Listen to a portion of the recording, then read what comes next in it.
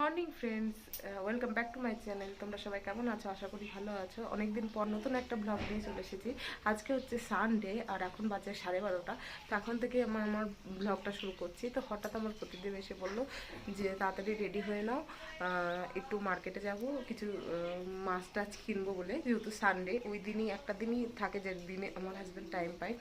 তো চলো, সেই জন্য আমি তাড়াতাড়ি রেডি হয়ে নেবো। আর আমার মেয়ে দেখো, কোনো কাজকর্মই আমার হয়নি, তো মেয়ে ওখানে খেলা করছে। চলো তাহলে আমি রেডি হয়ে আসি, রেডি হয়ে তোমাদের। তো আমি এখানে রেডি হয়ে গিয়েছি আর জল টল খেয়ে নিয়েছি। এবার আমি আমার হাজব্যান্ডের জন্য ওয়েট করছি। ও ডিউটি থেকে আসেনি, ও আমাকে ফোন করে বলেছিল, কিন্তু ওর আসতে একটু লেট হচ্ছিল, সেজন্য আমি বসেছিলাম, একটু ওয়েট করছিলাম।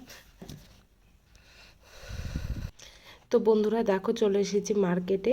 আর আমরা প্রথমে শপিং মলে ঢুকলাম। শপিং মলে ঢুকে দেখলাম কিছু কুশন দেখছিলাম, ভালো লাগছিল, কিন্তু আমরা কুশন নেওয়ার মতো, রাখার মতো আর কি জায়গা নেই, সেই জন্য আমি আর নিলাম না, না হলে নিতাম।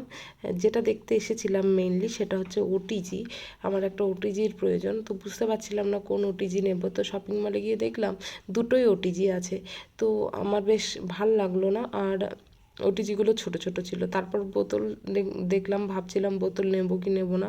তো বোতলগুলো বেশ ভালো, 99 রুপিজে তিনটে করে বোতল দিচ্ছে। তো আমি অ্যাট লাস্ট নিয়েই নিলাম বোতলগুলো।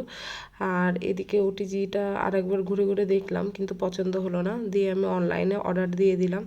অনলাইন থেকেই নেব, কারণ ওখানে আমার অতটা পছন্দ হলো না। তো এরপরে দেখো বন্ধুরা, আমরা মাছের মার্কেটে চলে এসেছি। তো দুপুর হয়ে গিয়েছিল বলে মাছ সাজানো ছিল না। আর ওই দেখো, আমার হাজব্যান্ডকে দেখা যাচ্ছে হালকা হালকা ড্রেসে আছে বলে আমি নিয়ে আসতে পারছি না সামনে। আর এখানে কাতলা মাছ আছে, সেটা এই কাতলাটা মরা, কিন্তু এটা জানতে পারলাম না। চিংড়ি মাছগুলো ভালো ছিল বলে আমি চিংড়িগুলো খাই না, সেজন্য আমি নিলাম না। তো চলো, আর এখানে কিছু কুচনো চিংড়িও আছে। তো চলো বন্ধুরা, ভিডিওটা এখানেই শেষ করছি, বেশি লম্বা করলাম না। ভালো লাগলে লাইক, শেয়ার অ্যান্ড সাবস্ক্রাইব করো।